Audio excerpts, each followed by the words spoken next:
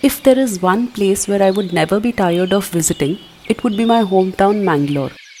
Every time I go there, I'm always on a quest to savor local recipes made from our home produce, and this time we came across banana flower or banana blossoms. Instantly, we decided to take it home and cook some recipe from it.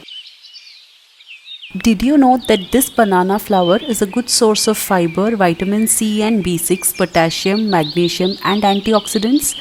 They are also low in calories and fat, making them a healthy addition to your diet. I also have a recipe made from banana stem which I'll be sharing very soon.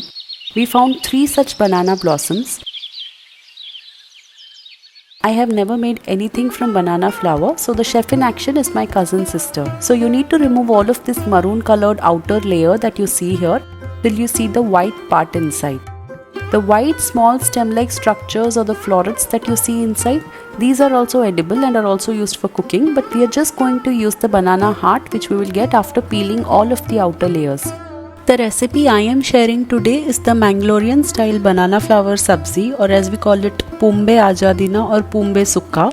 It tastes very delicious. It somewhat tastes like the sambar that we get in temples. Once you see the white part, you need to start chopping it very finely. Here is an interesting fact about banana flower. Elephants love banana blossoms. This purple powerhouse is a delicacy for them, packed with nutrients and fiber. Another interesting fact is that the large, sturdy petals of banana blossoms have been explored for their use in sustainable packaging. They can be woven into textiles, ropes, and even paper, offering an eco-friendly alternative to cotton and plastic. After chopping them, add them to a bowl of tap water immediately, otherwise it will turn dark. Also, water helps in taking off some of that sticky texture from them. Now we will start making the masala for the recipe. We will roast a few spices and then grind them. In a pan, add some oil, add around half a teaspoon of urad dal, quarter teaspoon methi or fenugreek seeds, 2 teaspoons of coriander seeds,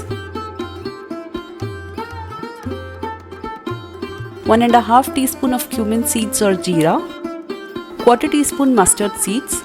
Saute them so that none of the spices get burnt. Now add around 15 to 20 curry leaves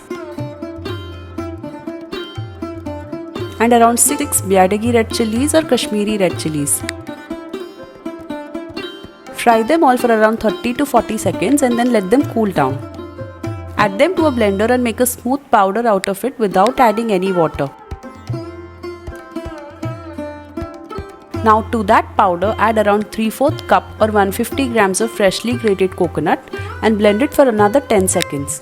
We have the masala ready here. Now strain the banana flour and remove all the water. Now we will start with the recipe. Add some coconut oil in a kadhai. Once it gets hot, add half a teaspoon of mustard seeds and let it splutter. Now add half a teaspoon of jeera or cumin seeds, half a teaspoon urad dal, 3 to 4 cloves of garlic crushed, 12 to 15 curry leaves. Saute them. Now add the chopped banana flour. Add some turmeric as well as some salt and mix them all well. Cover and cook for 2 to 3 minutes on a low flame. Make sure you don't add any water to it and let it cook on its own steam, otherwise it will turn sticky if you add water. Now add around a teaspoon of tamarind pulp. Add a tablespoon of jaggery. Mix it all well.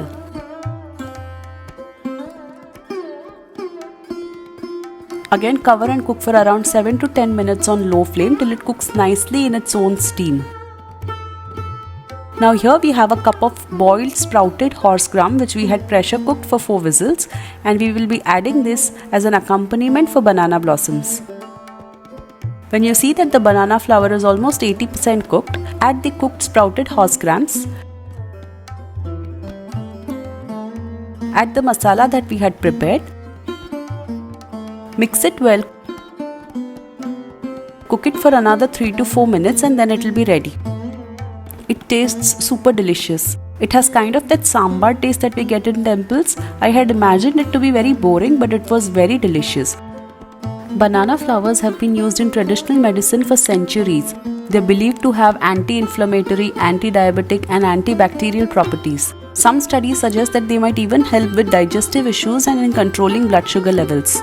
So do try this recipe out and let me know in the comment section about your opinions. Thank you for liking the video and subscribing to my channel. Leave any suggestions in the comment section below.